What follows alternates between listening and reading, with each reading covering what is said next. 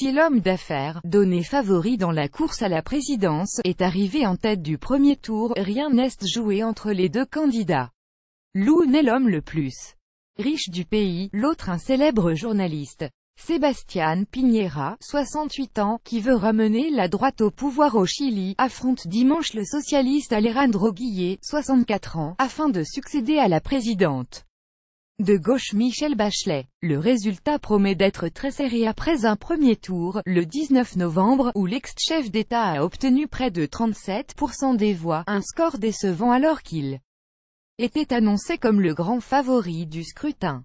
Face à lui, adversaire socialiste a décroché 22% des suffrages et pourrait profiter du report d'une partie des voix de Béatrice Sanchez, candidate de l'extrême gauche qui a créé la surprise avec un score de 20%. La fortune de Sebastián Piñera, estimée à 2,7 milliards de dollars par Forbes, a toujours fait grincer des dents. Il ne peut pas se consacrer à gagner de l'argent et en plus gouverner le pays. C'est l'un ou l'autre, critique Alejandro Guillé. Il semble pourtant qu'il n'ait jamais su choisir entre la politique et les affaires. Patron pilotant propre hélicoptère, ancien propriétaire d'une chaîne de télévision et d'un club de football, Sebastián Piñera était devenu en 2010 le premier président de droite du Chili depuis le retour à la démocratie après la dictature d'Augusto Pinochet 19 731 990.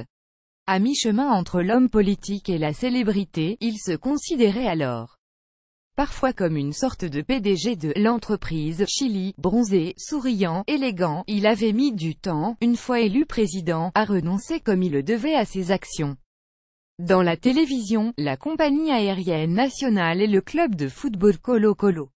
Après une première défaite contre Michelle Bachelet en 2005, 4 ans plus tard, l'homme d'affaires, devenu entre-temps député puis sénateur, avait mis fin à des décennies d'hégémonie du centre-gauche au pouvoir en se présentant comme leader d'une droite rénovée, débarrassée de l'héritage Pinochet. Mais ses promesses de gouverner différemment s'est vite évanouies quand il a réalisé que diriger un pays, ce n'est pas comme gérer une entreprise. Le président des gens, il s'est rendu compte que c'était beaucoup plus complexe que ce qu'il pensait. Son étape au palais présidentiel de la Moneda lui a appris que les choses est plus difficiles, selon la journaliste Bernardita del Solar, auteure d'une biographie de l'ex-président. Cela ne l'a pas empêché de terminer mandat en 2014 sur une popularité plus qu'acceptable, à 50%. Il n'avait pas pu se représenter dans la foulée. La loi chilienne interdisant de mandats consécutifs.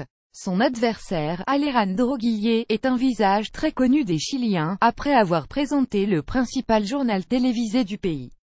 Son profil atypique en politique l'a rapidement fait grimper dans l'étage et détrôner, comme candidat du Parti socialiste, une figure plus traditionnelle, l'ancien chef d'État Ricardo Lagos 20 millions 2006.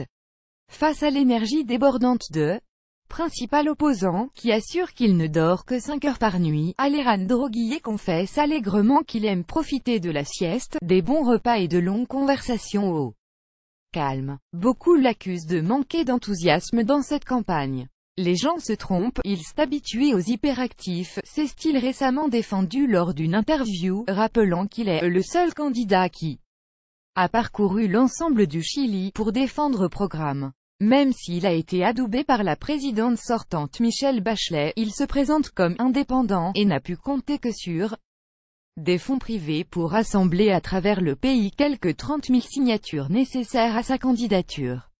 Je dois parvenir à un équilibre très difficile entre une façon très transparente et horizontale de gouverner et la tradition politique, expliquait-il dans une rencontre avec la presse étrangère, vantant « style citoyen » pour devenir « le président des gens ». Ces derniers, justement, devront désigner dimanche le milliardaire ou le journaliste comme successeur de Michelle Bachelet.